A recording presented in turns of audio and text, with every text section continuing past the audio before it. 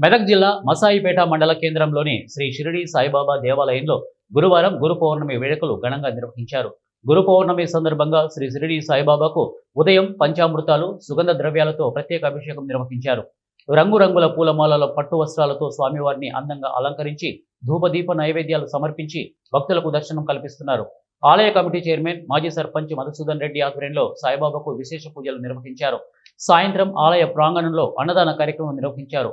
పెద్ద ఎత్తున భక్తులు ఈ కార్యక్రమంలో పాల్గొన్నారు. సాయంత్రం ఆలయ ప్రాంగణంలో సాయిబాబా పల్లకీ సేవ నిర్వహిస్తామని ఆలయ నిర్వాహకులు తెలిపారు.